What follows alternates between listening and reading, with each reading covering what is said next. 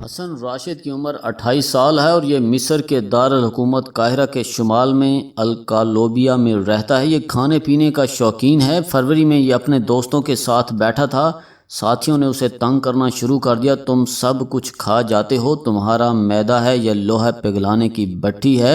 یہ گفتگو طول پکڑ گئی اور یہ یہاں تک آ گئی کہ دوستوں نے اس کے ساتھ شرط لگا لی، اگر تم اپنا موبائل فون کھا کر دکھا دو تو ہم تمہارے سامنے ناک سے لکیریں نکالیں گے۔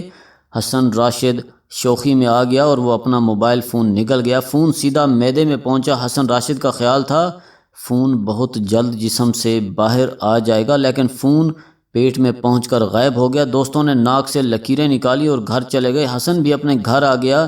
یہ چند دن فون کی واپسی کا انتظار کرتا رہا، مگر فون پیٹ نے ضبط کر لیا تھا۔ یہ چند دن بعد فون کو بھول کر اپنے کام کاج میں مصروف ہو گیا۔ حسن کے پیٹ میں 7 ماہ بعد ستمبر کے آخری ہفتے میں اچانک درد شروع ہوا۔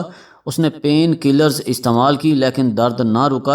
23 ستمبر کو اسپتال پہنچ گیا۔ ڈاکٹروں نے الٹرا ساؤنڈ کیا تو انہیں حسن کے معدے میں عجیب و غریب چیز دکھائی دی۔ ڈاکٹروں کو تشویش ہوئی اور انہوں نے اسے فوراً آپریشن تھیٹر پہنچا دیا۔ آپریشن ہوا، وہ عجیب و غریب چیز نکالی گئی۔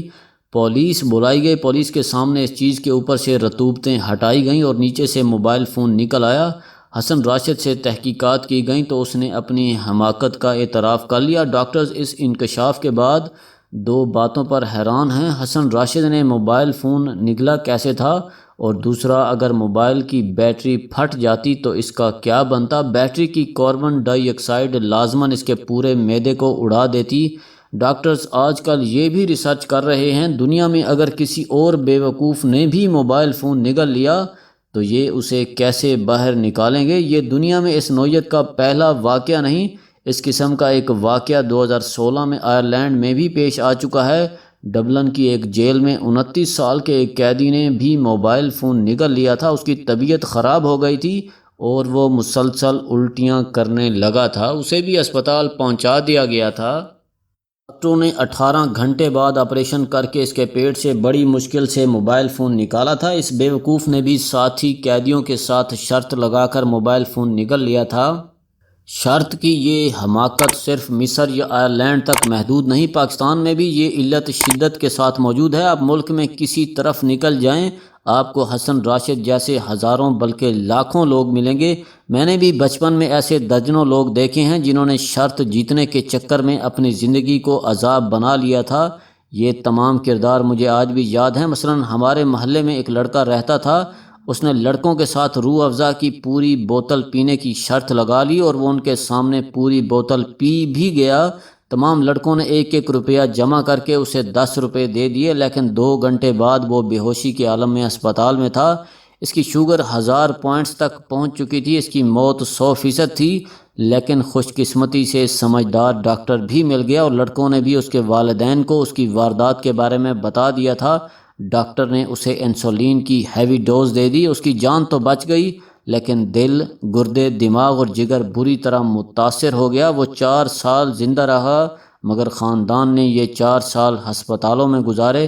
اس طرح گجرات کے ایک لڑکے نے آدھ پاؤ نمک کھانے کی شرط جیت لی۔ وہ جیت گیا، اس کے لیے تالی بھی بچ گئی، لیکن اس کا معدہ، بڑی آنت اور گردے تینوں ختم ہو گئے۔ وہ بھی 6-7 سال زندہ رہا، مگر اس کا خاندان اس کی موت کی دعا کرتا رہا۔ لوگ اس کا حشر دیکھ کر کانوں کو ہاتھ لگاتے تھے۔ آپ نے چند ماہ قبل ساہیوال کے ایک شخص کی ویڈیو بھی دیکھی ہوگی۔ یہ شرط جیتنے کے لیے ٹرین کی پٹڑی پر لیٹ گیا تھا۔ اس کے اوپر سے ٹرین گزرتی رہی اور دوست ٹریک کی دونوں سائڈوں پر کھڑے ہو کر تالیاں بجا رہے تھے اور اس کی ویڈیو بنا رہے تھے۔ وہ شخص خوش نصیب تھا، وہ بچ گیا۔ وہ اگر صرف اپنے دوستوں کو دیکھنے کے لیے 1 انچ اوپر ہو جاتا تو اس کی کھوپڑی اڑ جاتی۔ یہ اس کے والدین کی دعائیں تھیں۔ یہ بچ گیا، ورنہ شرط نے اسے قبرستان تک پہنچانے میں کوئی کسر نہیں چھوڑی تھی۔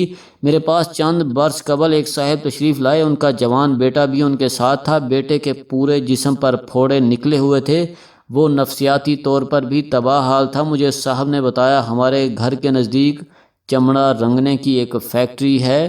بیٹے نے اپنے دوستوں کے ساتھ شرط لگائی اور ٹینڈری کے کیمیکل بھرے تالاب میں ڈبکی لگا دی۔ یہ شرط تو جیت گیا، مگر اس کی ساری جلد تباہ ہو گئی۔ یہ اب 3 برسوں سے علاج کرا رہا ہے۔ مجھے بچے اور اس کے والدین دونوں پر ترس آنے لگا۔ اس طرح میرے پاس ایک صاحب تشریف لائے، ان کے جوانی میں سارے دانت جھڑ گئے تھے اور چہرے کی جلد لٹک گئی تھی، اللہ معاف کرے وہ بڑی بری حالت میں تھے۔ پتہ چلا انہوں نے دوستوں کے ساتھ چائے کے 30 کپ پینے کی شرط لگائی تھی اور یہ آخر میں شرط جیت گئے، لیکن شرط کا نتیجہ سامنے تھا۔ اسلام آباد میں 3 سال قبل میرے ایک جاننے والے کا بیٹا شرط جیتتے جیتتے زندگی کی بازی ہار گیا۔ یہ کالج سے دوستوں کے ساتھ واپس آ رہا تھا، راستے میں سیوریج کا بڑا پائپ تھا، پائپ کے نیچے گہری کھائی تھی۔ دوستوں نے اس کے ساتھ شرط لگائی، اگر تم پائپ پر چلتے چلتے دوسری طرف پہنچ جاؤ تو ہم تمہیں برگر کھلائیں گے، اور اس نے برگر کے چکر میں پائپ پر چلنا شروع کر دیا۔ یہ درمیان میں پہنچ کر پائپ سے سلپ ہوا، سر کے بل نیچے گرا اور اسی وقت دم توڑ گیا۔ دوست ڈر کر بھاگ گئے، والدین نے بیٹے کی تلاش شروع کر دی۔ بچے کی لاش 2 دن بعد کھائی سے ملی، لاش جانوروں نے بری طرح بھنبوڑ دی تھی۔ تفتیش شروع ہوئی تو معاملہ کھل گیا، یہ والدین کا اکلوتا بیٹا تھا۔ آپ نے وہ واقعہ بھی سنا ہوگا جس میں نوجوان نے شرط جیتنے کے چکر میں سوشل میڈیا پر لائیو اپنی کھوپڑی پر پستول رکھی تھی اور چلا دی تھی، اور پھر وہ دوستوں کے سامنے تڑپ تڑپ کر مر گیا تھا۔ اور آسٹریلیا میں پچھلے سال ایک نوجوان نے سر کے بل کھڑے ہو کر بیئر پینے کی کوشش بھی کی تھی، بیئر سیدھی اس کے دماغ میں پہنچ گئی اور وہ 5 سیکنڈز میں گر کر مر گیا۔ یہ چند آنکھوں دیکھے واقعات ہیں۔ پلوں کی ریلنگ پر چلنے، سردیوں میں دریا میں چھلانگ لگانے، زندہ مچھلی کھانے، جم میں اوقات سے زیادہ وزن اٹھانے، بیل کو سینگ سے پکڑ کر گرانے، ہاتھی کی سونڈ سے لٹکنے اور شیر کے پنجرے میں ہاتھ ڈالنے کی شرطیں آپ نے بھی اکثر سنی ہوگی اور آپ ان کے نتائج سے بھی واقف ہوں گے۔ دنیا بھر میں ہر روز ایسے درجنوں واقعات ہوتے ہیں۔ یہ کیا ہے؟ لوگ اپنی زندگی، اپنی جان کو خطرے میں کیوں ڈالتے ہیں؟ شاید یہ لوگ زندگی کی قدر سے واقف نہیں ہیں، یا پھر یہ زندگی کو کھیل سمجھ رہے ہیں، یا پھر انہیں اپنے والدین، اپنے بہن بھائیوں سے کوئی دلچسپی نہیں ہوتی۔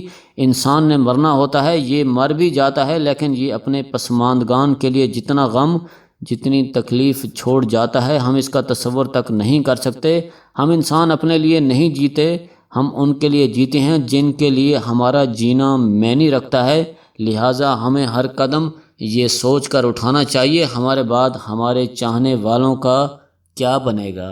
یہ سوچ ہمیں بچائے گی۔ دوسرا، شرط لگا کر اپنی جان خطرے میں ڈالنے والے اتنے مجرم نہیں ہوتے جتنے مجرم ان کی جان کے ساتھ کھیلنے والے ہوتے ہیں۔ چنانچہ میری آپ سے درخواست ہے، آپ صرف چند لمحوں کی تفریح کے لیے دوسروں کی جان خطرے میں نہ ڈالا کریں۔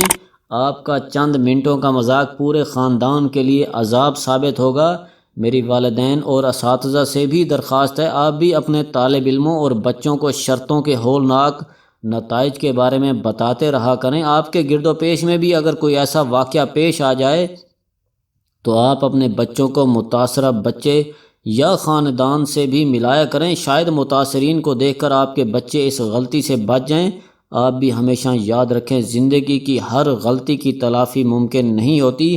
ہم انسان ایک ایسی شاہراہ پر سفر کر رہے ہیں جس کی ایگزٹ سے ایگزٹ کے بعد انسان دوبارہ ان نہیں ہو سکتا۔ چنانچہ آپ اپنے آپ کو بچا کر رکھیں اور اپنے بچوں کی حفاظت بھی کیا کریں۔ کیونکہ دنیا میں سارے لوگ حسن راشد کی طرح خوش قسمت نہیں ہوتے۔ موبائل فون سب کے پیٹ سے باہر نہیں نکلتا، یہ زیادہ تر لوگوں کو اوپر SMS بھی کر دیتا ہے۔